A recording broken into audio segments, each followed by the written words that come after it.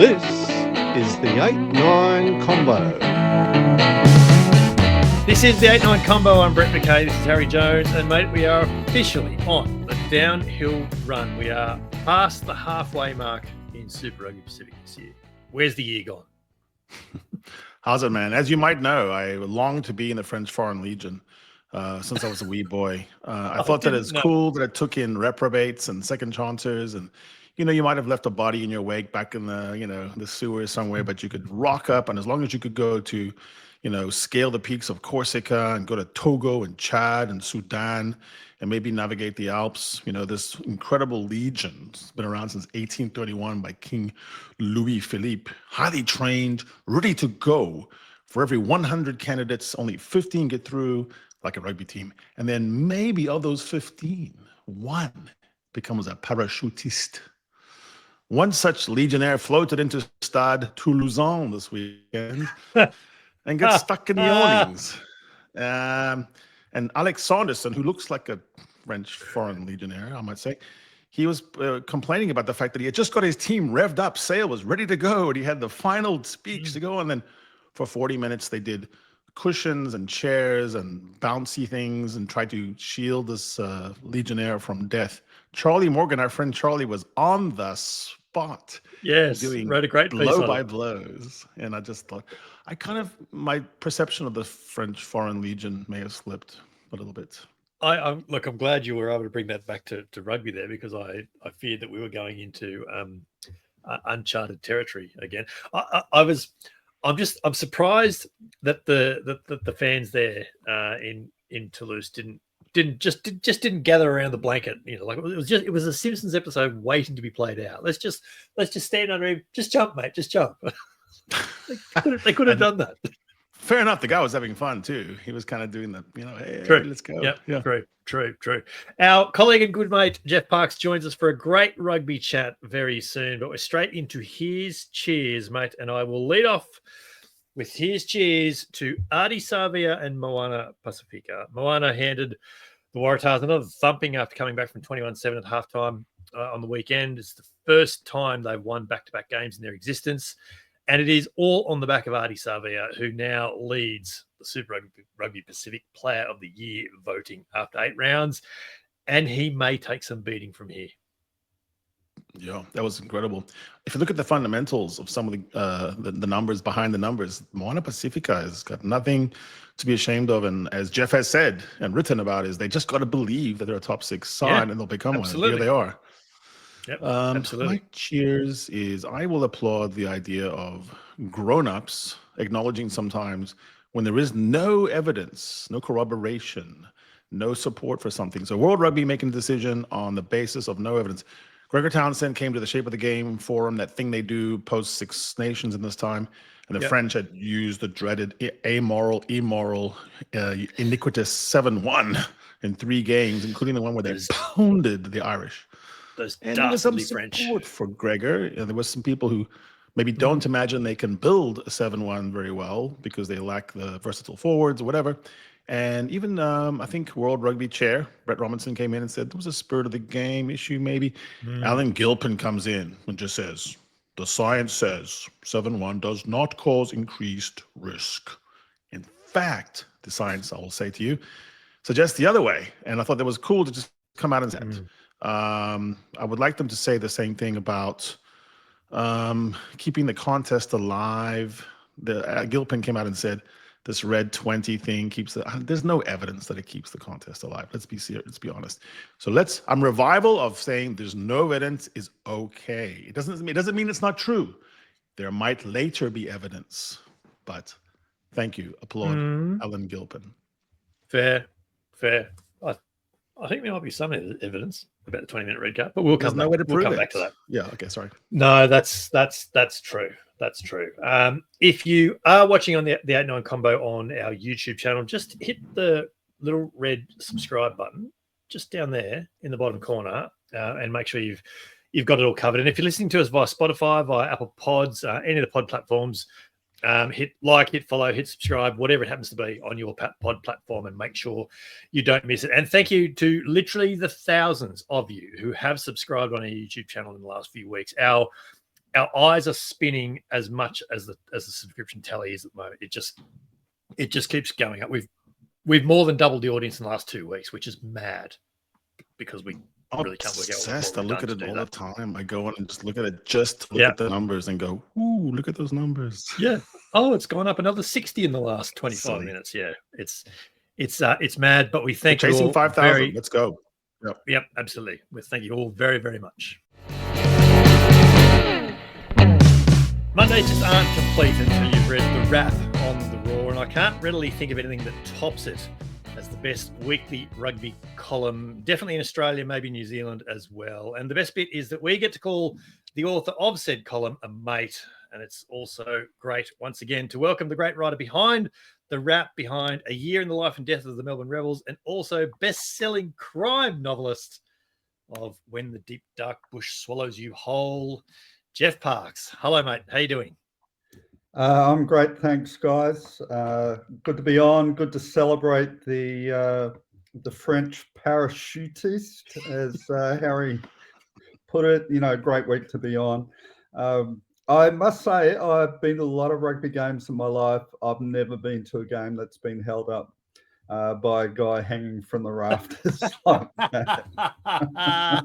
Yeah. But it's all right for us to laugh. I'm sure it wasn't so funny for him and so funny for the teams. But anyway, it's all's well, it ends well. Indeed, it's not too soon because Toulouse has put out some, silly social media. So we know it's okay to joke about it. But Geoff, what's going to happen is Rassi Erasmus is going to make the double flyover include some parachutists now, and it's going to be all manner of fun coming up in the Rugby Championship. Who's going to be the first to volunteer to jump out of a 747 as it flies over Ellis Park? Well, the other thing is, now we're going to need not just a 7-1 bench, but a 7-1-1 because we need a spare parachutist, don't we? Yes, true. Yeah, never mind HIA replacements. Mate, congratulations on When the Deep Dark Bush Swallows You Whole. We can't help but notice it's yet another guest to have made a success after coming on the 8-9. So our congratulations to you. Yeah, well, it's all it's all because of my association with you guys. So I really do appreciate that. The check is in the mail. Just keep checking your letterbox every day, and I'm sure you'll be rewarded at some point. Keep an eye out for these titles in all good bookstores. Our podcast listeners, that we've got images of the covers of Geoff's couple of books here on us, and we'll pop something on the socials about that, I suspect, as well. So no, congratulations, mate. It's great to see. I walked past in my shopping centre the other day, and there in the middle of the new releases, months after it was book of the month for a good period, it's still sitting there amongst the new releases and all that. So you're doing all right. Well, as long as we keep the publisher happy, mate, which I believe we are, so that's a good thing. And they're happy enough to confirm with me last week that the follow-up book will be in stores just after New Year next year and start of January. So. Oh, righto. No pressure then, mate. You better get cracking. Does that mean you've only got half an hour for us today now? Is that what that means? Yeah, well, I sort of fill in, half times in the Super Rugby games and that, and scribble a few notes and knock out a few words. So that's sort of how it's a good thing games aren't taking as long because you've now got more time to write your books. No, so Geoff, on our WhatsApp, you sometimes post to us, various bookstores that you're at. And you're in the shop, you're at a table, and you're confronting the public, probably reading some, meeting people, signing. What is that like? I've always kind of wondered what that particular feeling is like. You're sitting there, and people do they ask you questions that don't even really appear in your book, and you're like, no, you're reading far too much into it, or is it just kind of? Well, that has happened, yes. So I've had a few conversations with people, and yeah, I'm listening to them thinking, where the hell did they get that from? But or I'm thinking, yeah, look, maybe that was in the subconscious or something like that. But no, it's really a nice feeling to know that people care enough about it, or they engage enough with the material and get so deep into it. And it doesn't matter if they're seeing something that isn't there or whatever. The good thing is that they're into it. So no, I've had a couple of nice interactions very early on. I did an interview at the ABC on a Saturday morning.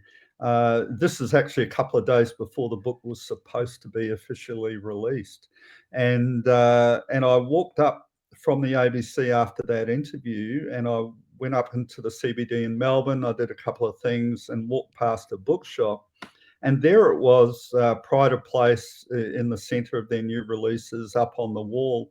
And this is a couple of days early. So I popped in and I said hello to the people behind the counter and introduced myself. And as I did that, a man and his wife came to the desk and saw a copy of the book on the counter, and said to the staff, "Look, I've just heard this guy on the radio. It sounds really interesting. I think I should buy the book." And I looked at him and said, "Oh, I hope you don't mind me intruding, but I'm happy to sign it if you want." And he nearly fell over. And so we ended up having a nice chat, and he was a lovely chap. And so it really is good having those sort of random interactions. And just one more little quick one.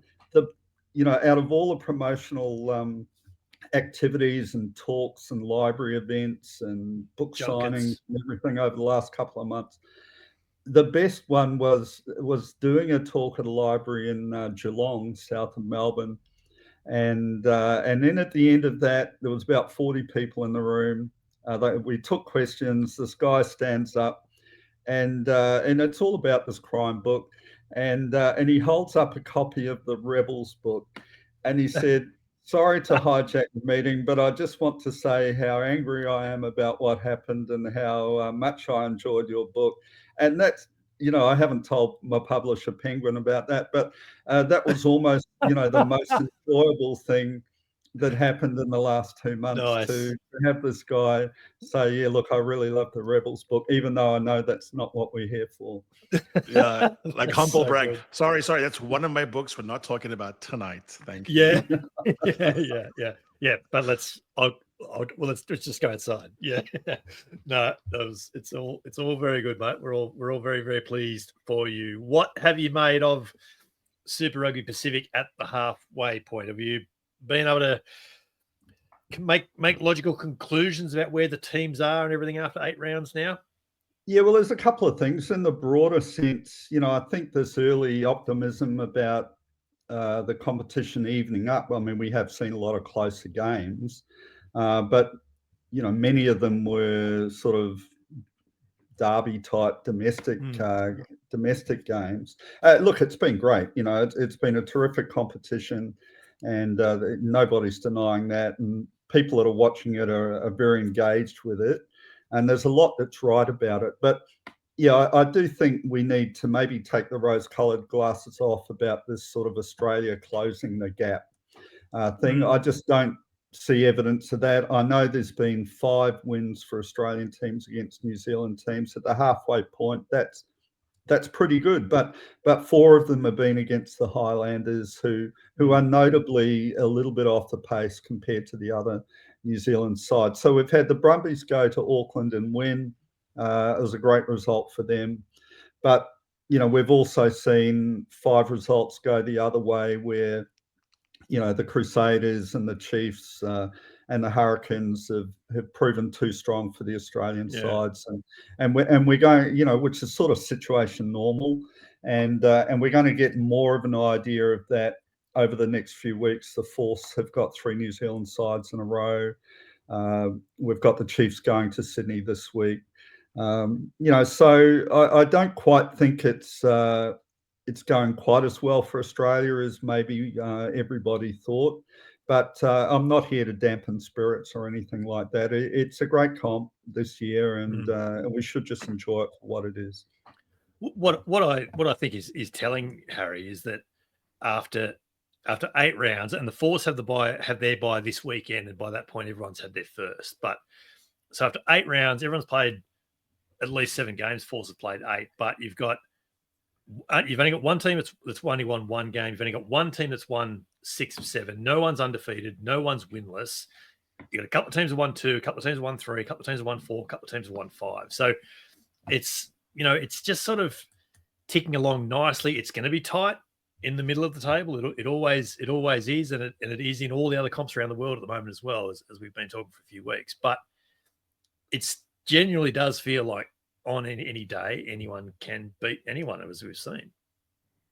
It's a bit of a quirky comp right now. I mean, because sometimes you wonder, did everyone become another team? Did the Blues suddenly become last year's Crusaders, and the Crusaders became the Blues, and the Chiefs sort of got vengeance on their mind? The only team that does look put together, to be honest, is the Chiefs. They're a gain line team. They're the top of the stats on gain line. They're an evasive team, at the top of the stats on evasive. They finish their line breaks in tries. They're the top of that. They're on the 22 enters and entrance and exits or allowing. They're right there at the top. They just the scrum is good. So it's interesting because the Australian teams, I guess the candidate that says I'm here this year is the Reds, and the Reds do have their gain line. They've got a scrum, but they've got no line out. I know Jeff, you were looking. Yeah, Geoff P was talking to the other Geoff P about lineouts. Geoff Parkes is a Melbourne guy now, British Lions, and he's just the lineout guru. What do you make of sort of these weird flaws that each team seems to have? And in the Reds team, which doesn't make any sense to me at all, by the way, why wouldn't the Reds have a good lineout? They're incredible. They're a mauling team. They're a scrum team. What's going on with the lineout?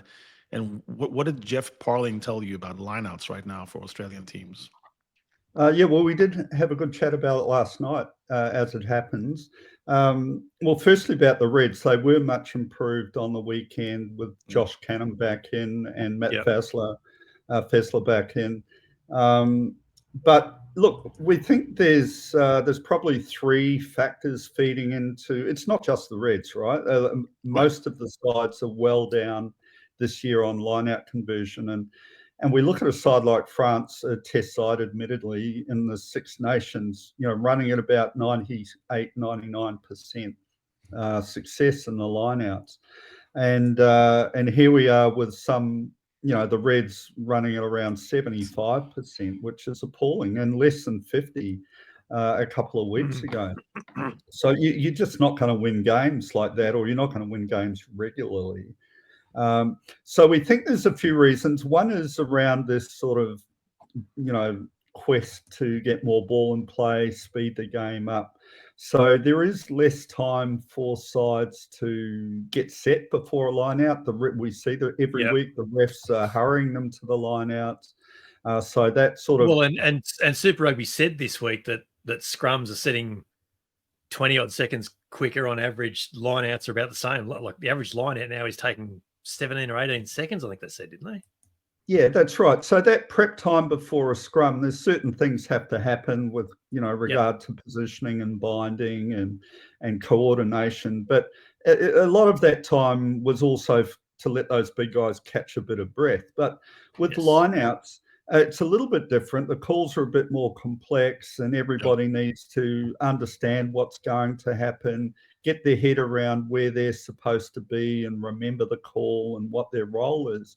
And if all of that's being compromised, then it's not a surprise to see, more snafus, and that's what's happening. The other thing is that there's an exhaustion or fatigue factor there as well, with lifters and jumpers and throwers. Yes. And then the third thing, which Geoff pointed to as a factor, is there's been a change this year around this law of allowing crooked throws if the opposition doesn't jump. And we're seeing every week, every match, throws that previously would have been ruled crooked being allowed to go because the jump's uncontested. And that's a good thing for the game. I think that's a sensible law. Yeah. But his view is that he thinks there's a bit of complacency amongst the hookers, that they don't need to be they're not held to account every single line out now, and that some of them have dropped off in terms of their diligence and their training and the accuracy of their throwing. So put all those three things together. And the other thing is, what's not shown in the stats is that sides are winning line outs, but a lot of the ball is compromised. It's, to use an old-fashioned term, shit ball, and that's no good. it's a very technical term, Brett, but as an ex-halfback, I'm sure you've had your share of it. Yeah, absolutely. And that's no good. You can't build an attacking platform and get over the gain line if that's the sort of ball you're getting from the line out. So, I know there's a whole discussion to be had here around what are the consequences of law changes, but the fatigue thing, a lot of people love it. It's very popular, but there's these little prices to be paid elsewhere, and I think we're seeing that in terms of line-out accuracy.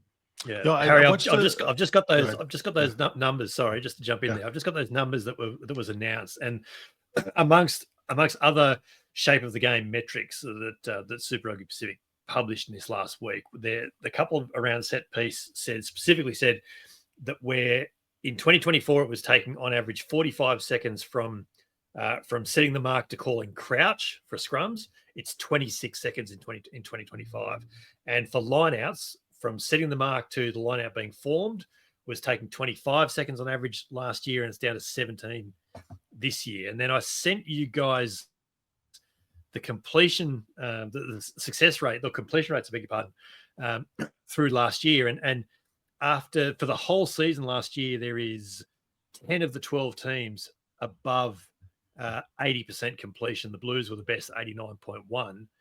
This year, admittedly after 8 rounds, there's not nearly, the Highlanders are on top with 90.1, but the general lineouts one is definitely down across the board. It's probably down 2 or 3%, and then combine that with the aforementioned shit ball, and yeah, lineout is definitely a harder contest this year. Well, there's 2 levels that occur to me, and I'm curious to see what Geoff thinks about this. One is I think there was more gamesmanship at the scrum that we could nip away at, and I think that's fine. I don't think that's true the lineouts. I think problem is you're going to have a more stripped down version of a lineout, because if you want to have 2 jumper, feint, and then roll around, and then have a different lifter, let's say 5 lifter go to him, that the coordination of that choreographing, it takes a bit of like chattery, on the way. Yeah. And so what you're going to end up doing is go with the most banker ball you can. Lifting is really tiring as well. So, that's a load. That's like go to the gym. You want to have a break in between sets. So I do think there's a danger there of thinking of that as static time when in fact it was build up time. And one of the more, I think probably Geoff Parling would love all the intricacies of a lineup. I know a lot of people who like that. I myself go to a game and love to see the lineout calls and who comes in. You're telling the ref, I've got 5 guys, 4 guys. There's 1-man lifters now and all that. And it just feel like we might be missing a trick there. The second line or angle there I'm wondering about is that the steal factor. So there's some teams that can just basically, the Lions could come to the shores of Australia and think we could win the series based on stealing lineouts. If you absorb any 5 things, having 5 of your lineouts stolen, got to be one of the worst in rugby. Except that the 2 leading lineout stealers in Super Rugby Pacific right now are Nick Frost and Darcy Swain. Oh yeah. So, I'm just saying, if you're a shaky hooker and you facing Mara Toje, James Ryan, Tyburn, and Kalen Doris at the back, suddenly you're going to have to be really precise. So I wonder about this setup thing. I think you made the point that if you can steal 4 or 5 lineouts a game, that is like a 50-22 kick. That's set piece ball that you didn't intend on, or didn't. You can't bank on winning that you suddenly have. Mm-hmm. Yeah, and that feeds into the stats too, right? So you mentioned the Highlanders being on top at 91%. Now they're at the bottom of the table, and we all laughed at Alan Alatar a couple of weeks ago, trying to claim that the Highlanders had the best stats, and everyone thought he was just trying to talk them up and make their win look better, but he was actually he did actually have some backing behind him when he was talking about that. And does that mean, with all these stats, you need to look behind what it is. Does that mean the Highlanders, who lack a bit of tall presence in their back 3, their loose forwards, does that mean they're just throwing short to Holland all the time in the front and winning the bankable ball? But, coaches don't like to run attacking plays off front ball. They want it off the back. They want the options of the forward sweeping around, or that flat pass to somebody running a straight line. You're not getting that from the front. So, there's all sorts of nuances attached to this. Yeah, it'd be interesting to know, you mentioned fatigue before, Geoff. It'd be interesting to know what the success rate in the first 20 minutes of a game is compared to the last 20 minutes. And how much of a drop off there is. No, that's a good point. And look, we know there's fatigue with the hookers because most of them, they're too tired to even stand over the sideline when they throw the ball, and they can't make it all the way over the line. It's interesting, though, isn't it? They very carefully make sure they're standing with their heels on the line, but then if they don't lean forward, they take a step forward. So they're a meter in. Almost. Oh, there was a long way in, and people just aren't. It's like the game's given up on that. It's like crooked feeds for a scrum. It's like kick for touch, and you very, very, very carefully make the mark that the referee's given you, and you take one step backwards, and then go with your full 5-step run up to kick. Well, there was one on the weekend, and I can't remember who it was. Maybe it was the Force. It was towards the end of the game, and whoever was commentating. Someone actually did say that. Actually, you're right. And he was at least 3 or 4 meters over the mark, and so I don't know what laws are we caring about and what laws aren't we caring about. Reece Hodge was a classic for that. 1 step backwards, full 4-step run up. Yeah, it's sort of the Patrick Reed approach to golf, isn't it? It's like, I observe all the laws, except I don't care about that one that says you're not allowed to ground your club in the bunker. We'll just ignore that one. Yeah, no one cares about that. Yeah, it's like England saying, setting aside all the games we played against New Zealand All Blacks. Yeah. Apart from all the games that we lost this year, we had a very successful year. Yes. Exactly. So there is one interaction that I was interested. I was trying to find in stats leading into this episode.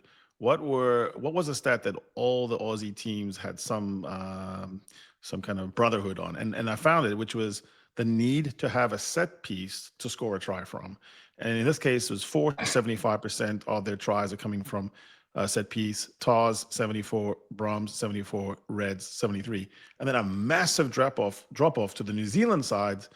The most dependent on a set piece to score a try, Chiefs, and then it goes way down to 50s and 40s, the Drua. And so this modifies. Is that origin? Is that origin, or is that? Yeah, that's not lineout drives, obviously.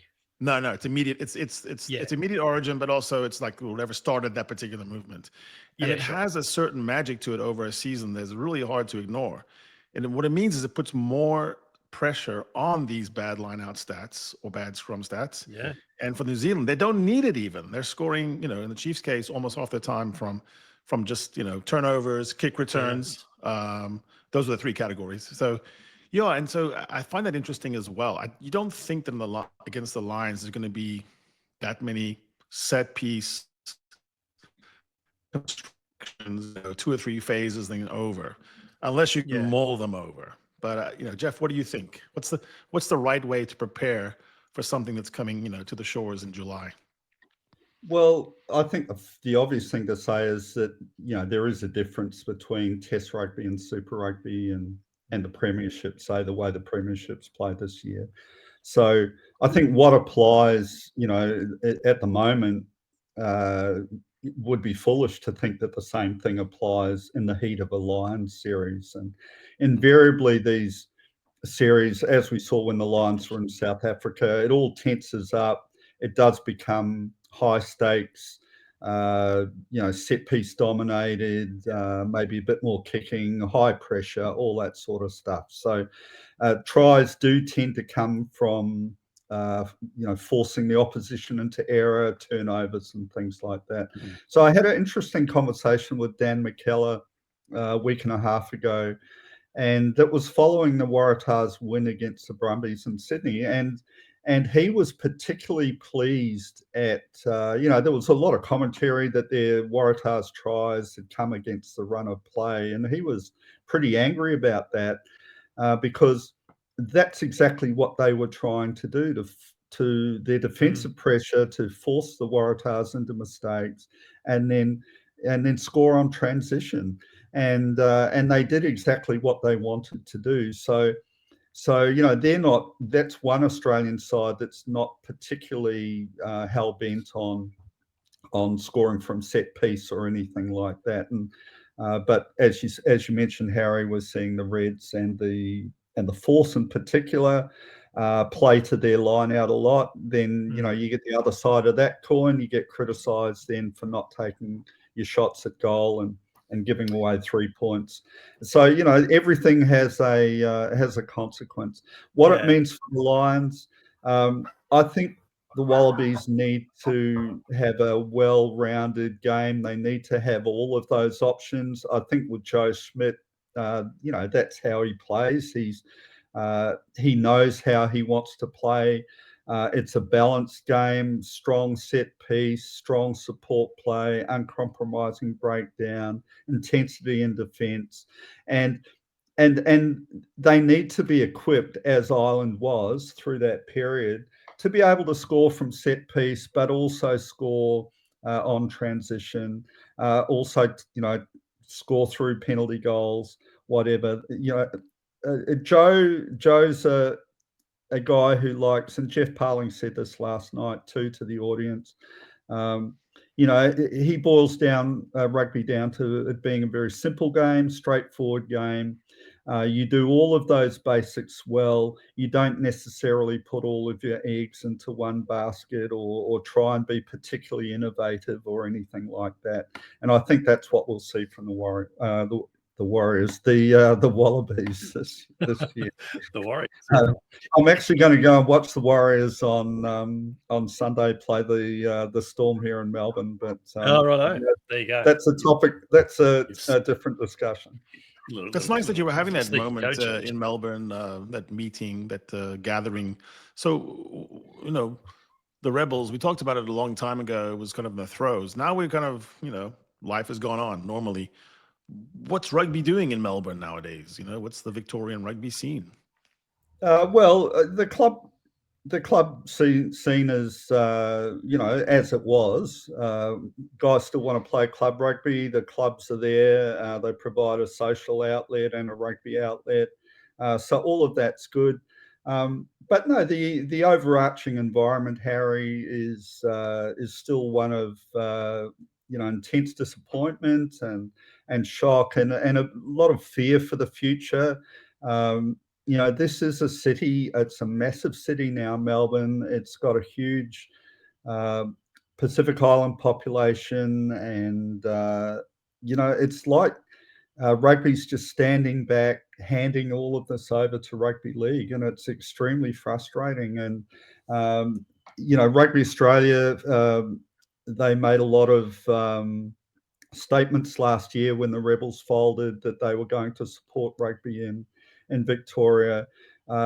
There's no evidence of that at all. Rugby Victoria is battling away without resources. They've been through a couple of CEOs, and you guys just started now.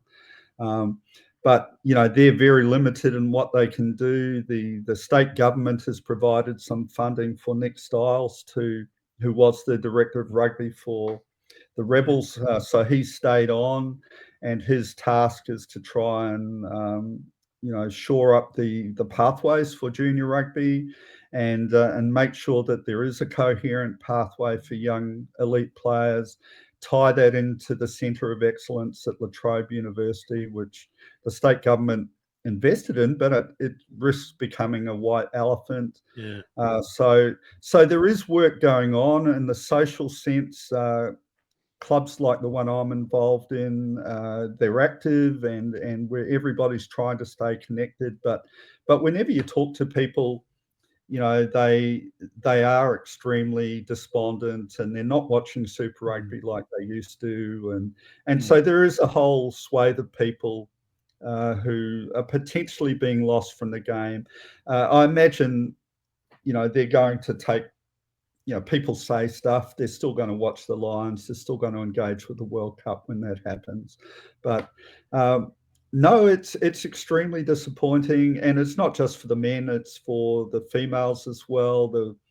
Most of us down here would say, what justification was there to can the women's Super Rugby side, particularly given all the improvements that they'd shown and the increase in player numbers, and all of that just got cut off at the knees. And to run a women's side, it's not like a $5 million salary cap that the men's side have. It's relatively inexpensive.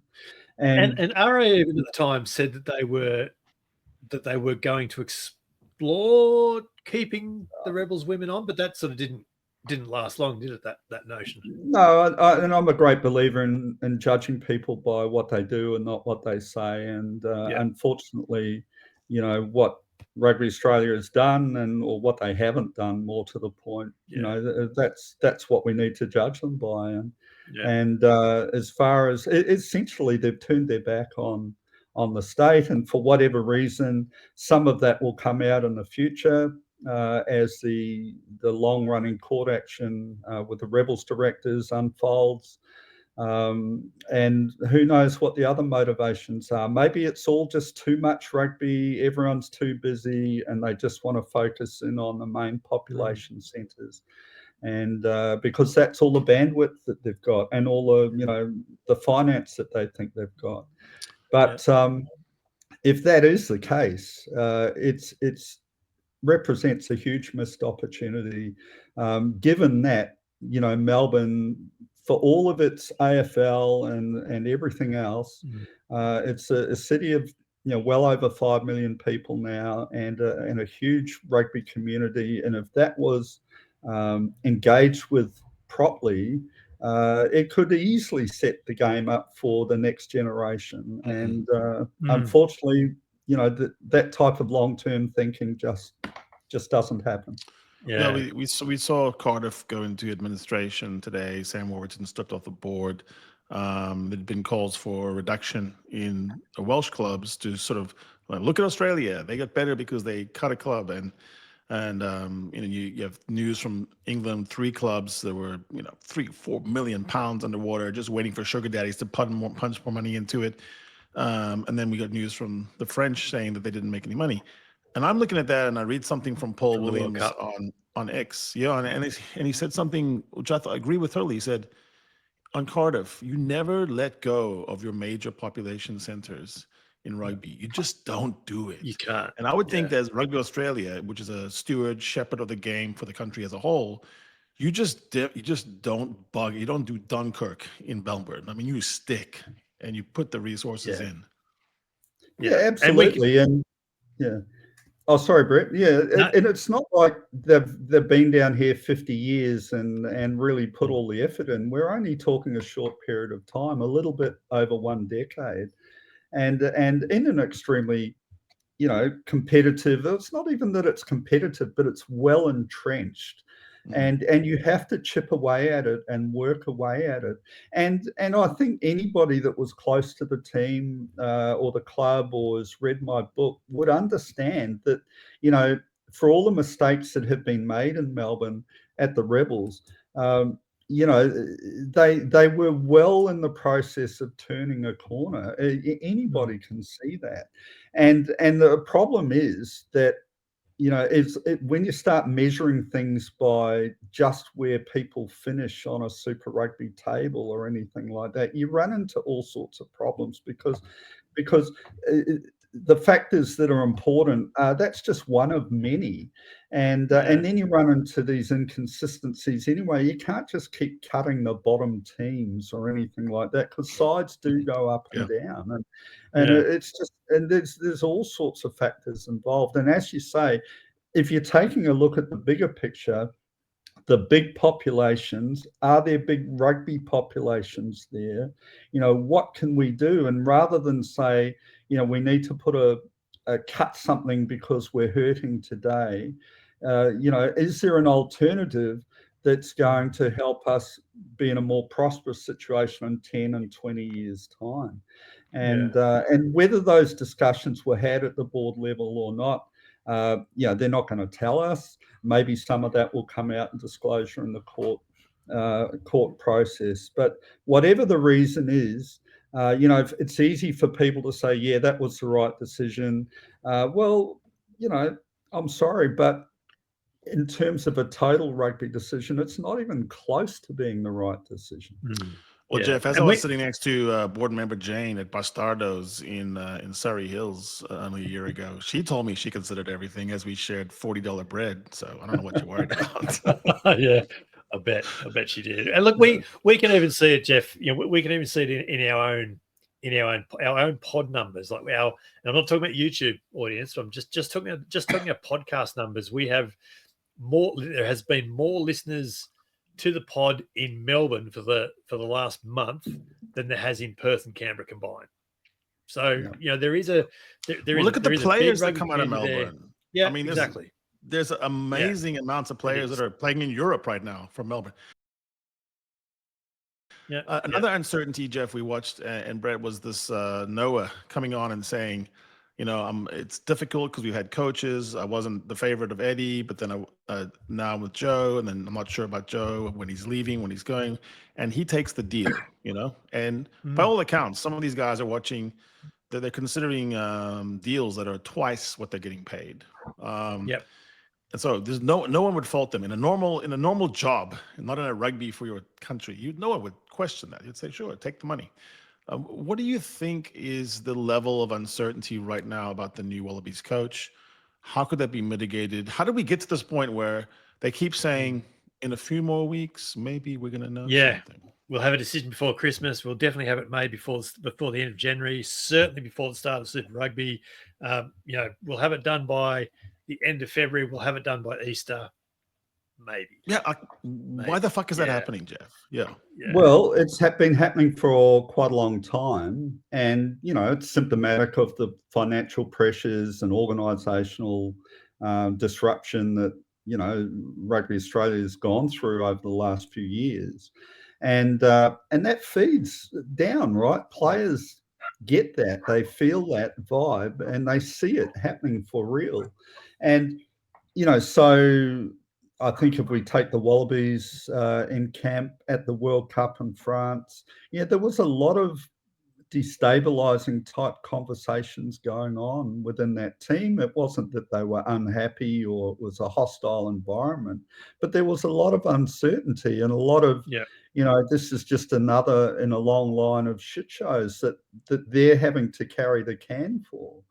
And I think at the end of the day, if you ask all these players individually whether they really genuinely believe that Australian rugby has turned a corner and got their act together and got some stability and will be able to pay them and put a good coaching group in over a long period of time and consistent period of time, and have that sort of system cohesively working, through club rugby, provincial rugby, pro rugby, test rugby.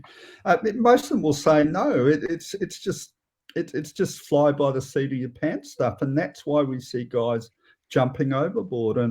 And we look at New Zealand.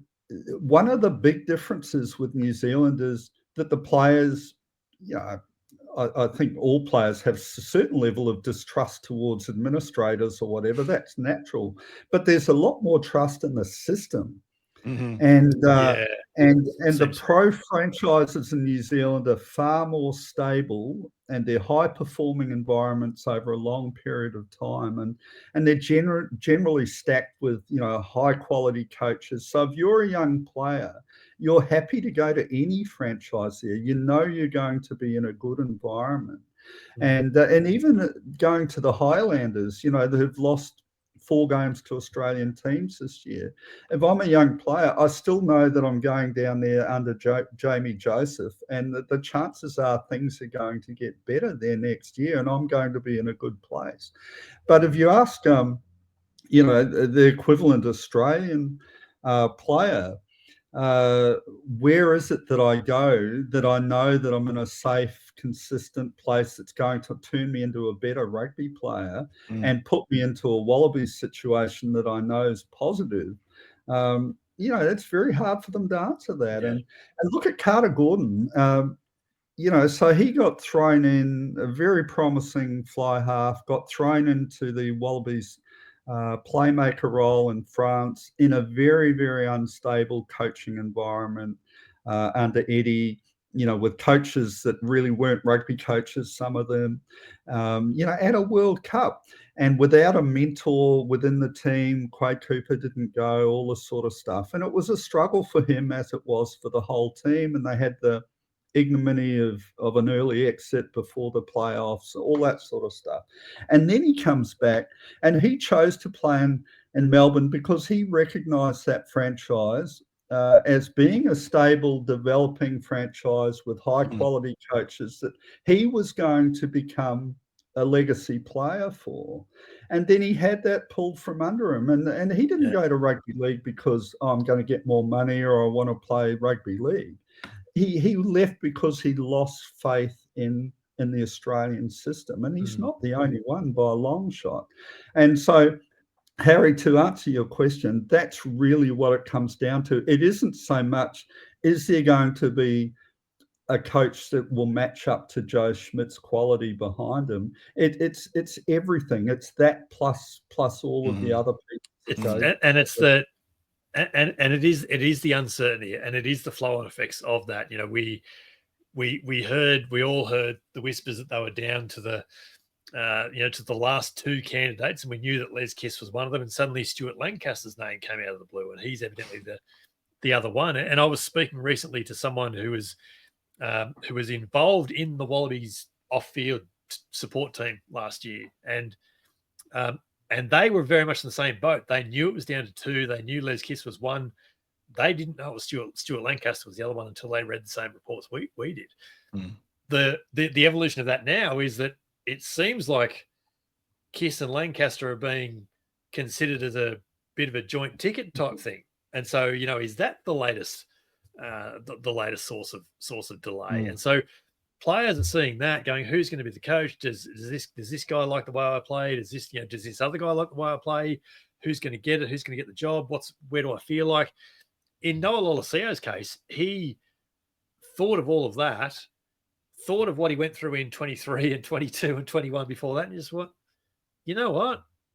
And combined with the fact that the RA part of the contract offer in front of him was less than what it is currently, I think he's just got to the point where we're, you know what? It's just too hard. It's just going to be completely understandable. 2 years. Of course it is, mate. Of course it is. Yeah. And then the flow-on effect for that is that, the Brumbies, for example, have 15 or 16 players off contract this year. So 14 of them are sitting back waiting, can I sign that contract? Can I sign? Well, we've just got to wait and see what Noah's doing. And that's the flow-on effect. So it's the uncertainty of the Wallaby coach is affecting who the Brumbies, fifth choice lock is going to be next year. That's the state of it, and that's a really bad situation to be in. Yeah, but guys, I really must. It's hard for me to understand these tens. We're talking about tens. You just go through the top 10 tens in Australia in the last 6, 7, 8 years, and it's a horror show on how they were treated, how they were managed, how selected. Then you go across to Ireland, Sam Prendergast. You have, Sasha in South Africa. You have Finn Smith coming from England. Finn Smith evolving, yeah. And you go, what? Why? I always thought Australia was sort of the land of tens. You'd love to be a 10 there. Right now, it seems like Noah's bugging off. Tane Edmonds not even getting onto the field. It's sort of like by default, Ben Donaldson's playing. And you've only got to go back. You've only got to go back 5 or 6 or 7 seasons, mate, and you've got the curious case of Mac Mason, who the Waratahs drafted down from Queensland to New South Wales to be Bernard Foley's understudy, learn next to the master, part of our succession planning and all that. And he played less than 3 full games in 3 seasons. And now he's tearing it up over in the States playing Major League Rugby. And because why wouldn't he? He's a footballer. He wants to play. And he was getting 3 minutes every second week. It was a terrible way to develop a player. Yeah, and Geoff, even how good. No, I was just going to add, even with someone like Tom Liner, who is clearly a very talented young player, and and he's had a great year so far this year. Even for him, the uncertainty about, well, there's Kiss, who's my coach, and he may well be going into the Wallabies position. So what does that mean for me? What does that mean for me now, here? Yeah. At the Reds, who's going to be the coach at the Reds? And everything just flows into that uncertainty, just flows right through, and that's why it's no surprise to see these players heading off in all directions. Yeah. Geoff, what's your understanding of how long ahead of time Rugby Australia knew that Joe Schmidt was going to cut it short? Was that just bolt from the blue? No, I think Joe's a very straight guy, Harry, and I'm sure that discussion was had right at the start about the tenure that he offered them, and he would have stuck to that. They were quite within their rights to ask him if that was variable. Would he be interested in extending it? He would have said, "I'll do my best. I'll have a look," and then so that time was pushed out where he's sort of allowed to. To make another decision, if you like. Should Rugby Australia have started proceedings to get somebody else beforehand? Well, I don't know, and maybe they should have. It's easy in hindsight. Did they really believe that they could talk Joe into staying on? Maybe, and if they did, that's probably They definitely did. I've got no question about it. No doubt about that at all. So they definitely thought they could take him into staying on. Yeah, and that's probably a mistake because Joe is like I said, he's a straight guy, and if he's made a commitment to his wife and son that he's going to give some time back to them, it would be a very difficult thing for him to go back on that. Yeah. So but I mean, I'm not shy about putting the boot into Rugby Australia, as you know, but I'm probably not across all of this in enough detail to sort of say they definitely got this wrong or anything like that. An interesting point Ian Payton made in the Sydney Morning Herald in the last, and he's said it a few times in the last little week and a bit, is that we're less than 100 days out from the Lions series. We still don't know who the Wallabies coach is going to be beyond the Rugby Championship, but we still haven't, in all of 2025, heard what the current Wallabies coach thinks about the state of play in Super Rugby. Which players are impressing him? Who's he been surprised by? Does he like the way the Reds are playing? Is he like the rise of the Force? Is he concerned about the Waratahs? We haven't heard from Joe Schmidt, and it's less than 100 days out from a Lions series, and right at this point in time, all the build up for this Lions tour of Australia is coming from the Lions themselves. So, we know now that there's going to be a grand unveiling of their squad at the O2 in London in less than a month. And there's a build up for that. The coaches came out and there was articles for days about that. It's been very, very quiet on the Australian side of the contest, I've got to say, which is, I don't think it's ideal. Look, I think there will be, plenty of promotional stuff. I'm not so concerned about that. I do like the idea that, if it's a good Super Rugby year, that the focus is on Super Rugby. And the other thing is, I don't mind not hearing from a coach about what he thinks every week about, how's so-and-so going and all that sort of stuff. Yeah, he's going to talk in generalizations anyway. He might throw a little crumb out every now and again about somebody, but, as long as those conversations are happening in the background, which I know they are, and that they're in contact with players and they're sort of saying, I asked you for this at our review after the end of year tour, and I'm happy with your progress here, or I'm not happy with this. You can imagine someone like Carlo Tizzano, having come into the Wallabies and, second behind Fraser McRide. And you can imagine that conversation with Joe and about, look, this is what I want you to do. You've got the potential to knock Fraser McRide over and be the best open side in Australia. Go away and build yourself up, run with the ball a bit more, don't lose your fetching ability. And that's not my little dog for a change. yeah, apologies for the for going off piece there a little bit with that dog. It sounds a lot bigger than the size. Yeah, they're obviously Carlo Tizzano fans, the two dogs. Yeah. You said Carlo Tizzano, and the dog went off. But you know what I'm saying, right? So as long as that conversation's happening and Carlo's getting a bit of positive reaffirmation about that, and maybe, Fraser's getting a phone call as well and saying, I know you had a couple of slow weeks, but you're under pressure now, mate. Lift your game. Yeah. So as long as those things are happening, I'm not too worried about Joe not being in the press.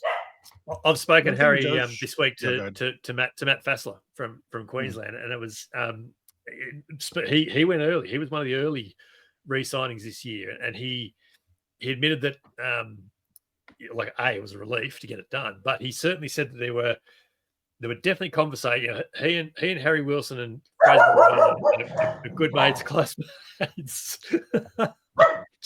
Jeff's got a situation here. That time it was you said Fraser, so the dog was crazy. Yeah, that's right. Yeah. Maybe they're actually Luke Reimer fans.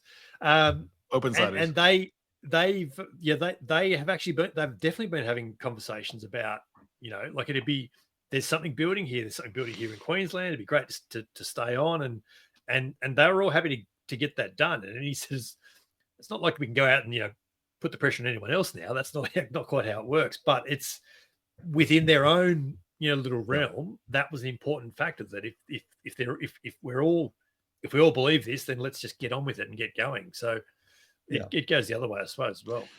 Yeah, and Joe Schmidt's probably the least likely man to have a midlife crisis in rugby world that we know of. That's because he doesn't really change that much, And so when I say what I'm about to say, I think it's well resourced. How he selected in Ireland and how he selected when he was at the All Blacks and how he's gone so far the Wallabies, he's his own man. So he's not looking at the win-loss record of the Force when he gets Jeremy Williams and Carlo Tizzano. Those were not obvious picks to everyone else. And so if he wants to pick Tane Edmed, if he wants to pick Charlie Gamble, I don't think the Waratahs, exact log position is going to matter. And he's not going to go and say, well, the Reds are the best, so we must have 10 starters from the Reds. I don't think he's like that. I think he's famous for saying that he looks for a thing, and he says I think he's very confident. I can coach better than the club coaches, and I will bring more out of that guy. And I see something that they don't see. That's very interesting to me. So my point there is I don't think that the players are looking over their shoulder and saying, oh man, I was his guy last year, but this year, I don't think that. I think he keeps faith with them, is my point. Yeah, no, exactly right. And he is a good spotter too, right? All of these coaches, they don't get everything right. But you mentioned Tizzano and Jeremy Williams. Both of those guys are demonstrably better players now than what they were this time last year. Absolutely. And that's no knock on Simon Cron. I'm sure he's been involved in his team. But, it is clearly as a result of them being in the Wallabies program and exposed to the coaching in that program. Yeah, no doubt at all. And, no Wallaby coach worth their salt is going to say, Queensland are on top, therefore I must have 10 Reds. That's just not the way it works, despite what the most rabid Reds fans would have you believe should be the case. that's just not how you select test teams. So it's interesting. There's plenty to play out. There is still going to be plenty to play out. We had a long list of topics, Geoff, that we thought we might get into, and we haven't got anywhere near a lot of them, which is a sign that it's been actually a really good conversation regardless. And so thanks once again. It's been great to get through it all. No, it's always great fun and great chat, and hopefully the viewers and listeners can sort of connect with a bit of it, and the bits they don't connect with, I guess that's all right too. We've all got different opinions, and that's the great thing about rugby. We look at things and don't always see it the same way. But no, always a pleasure to be on. Apologies for the dog barking there at the wrong time, but I'm sure you've had worse happen. Yeah. Yeah, from my neighbours next door, mostly. Yeah. No, thanks, mate. It's been good. We've had it all. Cheers. Cheers. This is the 8-9 Combo with Brett McKay and Harry Jones, and wonderful, mate, to have Geoff Parkes back on the 8-9. That was a good chat. Not the chat we thought we were going to have, but it was a good chat nonetheless. But I feel like because Jeff's our friend, we just forget the whole framework and the outline and, whatever the 17 questions we had written down, where are they? Next time. We did genuinely. We had a bit of a structure for this chat, and we used part of the first part and none of the second. So what I got the most from Geoff was I think, and I've been around players doing this kind of guessing game, like, oh, that coach, oh, he hates me. That new guy, old guy liked me, new guy hates me. That uncertainty, and I think Geoff captured that really well. That's a cascading problem in Australia. It's not just one moment in time. You got a basic career. Your career is short. As Conrad was talking to us about, it's between 3 and 13 years or something. You don't want to spend 6 years in some wilderness somewhere. You want to know that the guy likes you and he wants you to be there. You've hit it. It's cascading uncertainty. That's what it is. And in that situation, of course, they're going to take a seemingly easy decision. That's, they just want to know what's going on. Anyway, we will be back with the weekend post-mortem, looking back at all the big games and the big results each weekend, including this weekend coming Champions Cup quarterfinals in Europe as well. That will be out late Sunday, probably early Monday, I suspect, judging on some of the times of those games, but depending on where you are, obviously, in the rugby world. Games of the week, mate.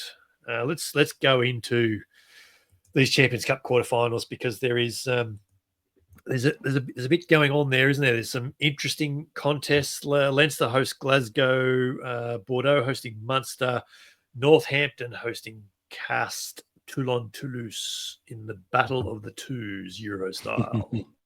Yeah. Well, there's some. They're we're in a knockout stage now. They're all games of the week now, aren't they? You fancy obviously Leinster, but you look at Glasgow and you say that is a properly coached team that has severe speed on the ball, and that seems to be what has to trouble this mighty Leinster defense. Is you've got to make that ball move quicker, because I don't think running through them is possible. I watched Quinn's coming from 2 meters out and just being repelled. The other one that's very, very interesting is Munster with their belief factor. A lot of my Irish friends are from Limerick, and they just stayed on. They're like, I'm a psychologist back at home in in Cork, but I'm just staying here. They're just rocking the French coast. Yeah. Working from France this week. Yeah, that will be interesting. That will be interesting. And the road to the final, and I've got this graphic as well, is interesting because of what are we up to? 4 French teams. Only one of them can get to the final, I think. Exactly. Yeah. So that's going to be. Let's see. Leinster, Northampton are on the opposite side of the draw to Toulouse, Bordeaux, Munster. So yeah, look, it'll be interesting. It's an interesting couple of weeks ahead. There is some really good games to watch there if you can absolutely get around it, and I can't wait to talk about them in the weekend post-mortem. That will be interesting. It's round 9 of Super Rugby Pacific this week. I think the standout games there are Hurricanes Crusaders on Friday night is interesting in that the Hurricanes need to win that to stay in touch. Blues Moana Pacifica is 10th v 8th, but there is a lot on the line for both teams. And then the Reds Brumbies in Brisbane on Saturday night is going to be a ripper. Third v 5th. I can't split the Blues Moana game and the Reds Brumbies as games of the week. There we might have multiple. I think they're both ripping games this weekend. Yeah, I can't get by the sort of like analogy of the back nine. So, like when you're playing golf and you make the turn, I've always thought that hole number 10 is super important to your day. I just feel like 10, 11, 12. I think yes, I agree with you. I can overcome the first 2 holes not doing that great, can turn it around. But I just feel like when you start the back nine and you just stuff up number 10, you just it's not a good day for you. Yeah, if so play 10, 11, 12 well, you can save your round. So yes, I agree with that. you're setting yourself up. So I think this round, I almost wouldn't key too much on timely with the Masters on this weekend. Log position so much as I would say that there's a spiritual factor. That if someone just really just doesn't do well this year, it's going to really make belief difficult. We're into that part of Super Rugby now that we've been into in the ERC and the Premiership and the top 14 for the last month, 6 weeks. That mid-season part where teams are going to take points off each other in the mid table, and there's going to be a lot of table movement. I've been keeping an eye on table movement through Super Rugby all this year, and the Chiefs are the only team that really haven't moved. They had one little blip from first down to second. Otherwise, they've been first all year. Every other team in the competition has moved, and some cases drastically. Teams have gone from 6th to 2nd to 9th to they're all over the place. So it's going to be an interesting week for sure. It's week 17 of League One in Japan. There's 5 rounds there to go. Toshiba Brave Lupus, Shizuoka Blue Revs on Saturday, and Kubota Spears, Suntory Sun Goliath. I think are your picks there. You can flip a coin. Toshiba Shizuoka is 1v4. Kubota and Suntory is 3rd v6. But Suntory, as we talked about last week, having now snuck into the 6th, they can just consolidate from here, and it will be interesting to see if they can stay there because there's big expectations. They're a big club in Japan, but they haven't been playing particularly well this year. But now they're getting back there, so we'll see. We'll see where it all plays out. I saw Steve Hansen giving an interview. Watched him, and he was sounding remarkably like Alistair Coetzee, which was having just been demolished. He did this thing where he goes, but the score was much closer than it appears. I was like, oh, Steve, come on, man. Yeah. I think when you're having to say that, I don't think you really believe it. Good. It's round 8 of Major League Rugby. I think the standout there, mate, is the first one on that list. New England Free Jacks, San Diego Legion in Quincy, Massachusetts on Saturday. It's 3rd in East v 2nd in West. The rest of them are sort of top of the table plays bottom of the table, bottom of the table plays top of the table. Tell me I'm wrong. That's a long flight. So if you flew from the New England to Boston, Perth to Townsville, basically, you would get to Boston. Yeah, you would get to Boston before you would get to San Diego. So that's interesting. Little geographical trivia for you. Yeah, there you go. The Harry Index, mate. Let's get. I don't think there's been a lot of movement. The Glasgow's the big movers on the list there. So Leinster, Bordeaux, getting a bit Toulouse, settled in now because Glasgow, we're deep in the Toulon, season. Yeah. Bath, Bulls, Chiefs, Crusaders. Is that Sarries in 10th? No. That is Saints, and then Cast. Yeah. Cast in 11th. Yeah. And a lot of these teams do play each other. So 3 versus 5, True. Or 5 versus 3. I've almost convinced myself that Toulon is now the favorite because it's in Toulon under the Champions Cup thing. It switches around. But Glasgow, Leinster, oof, that's so meaty. I think it's interesting because the Bulls played a very good match to win in Bayonne. They were both fielding A-B teams. Yeah. But it now gives them this quandary, which everyone who's not a super deep team, and the Bulls are not massively deep, is do I pick the Challenge Cup or do I pick the ERC? Pick for the ERC. And a lot of these teams, like a team like Glasgow is a good example, they don't really believe they're going to win the Champions Cup and the ERC. They don't, but they're going to be really happy if they push pretty far. And so this is the point where the Harry Index gets way more feedback. I do think the Chiefs belong there, and they've proven that. I think there's a bit of a squabble here going around with the Crusaders. How mumuch are they back? I don't know. It's difficult because they don't play the Champions Cup, so it's hard to get some benchmarks. Yeah, I actually, it's fun because you've got them next to each other. I actually feel like that's hard on the Chiefs. So I don't know whether you need to have the Chiefs higher or the Crusaders lower, but I don't feel like I think the Crusaders are not as there's not as much separation there as people I think when I really drill down into how they've gone. Either one is just one different match away. the Chiefs kick up a little bit right now, and then you look across and the Crusaders roll someone, it's going to look, there's not that much difference is my point. Yeah. And so fascinated actually how the Crusaders go in these next 3 matches. Yeah, that's all very fair. It's all very fair. That then is another great episode of the 8-9 Combo Rugby Podcast behind us, and our sincere thanks to Geoff Parkes for joining us. It was a fantastic chat. I hope you got something out of it. Harry and I remain on the socials in our usual places at Harry Baldy Jones and at BMC Sport. Don't forget to be sure to find and follow the 8-9 Combo on Twitter, on Blue Sky, and on YouTube as well. Leave us a rating and review wherever you can. Share us as far and wide as you can as well. It all definitely helps. This is the 8-9 Combo, the short side set piece combination you didn't realize you needed in a rugby podcast. I'm Brett McKay. He's Harry Jones. He's holding some flowers, and we will be back in your ears with the weekend post-mortem.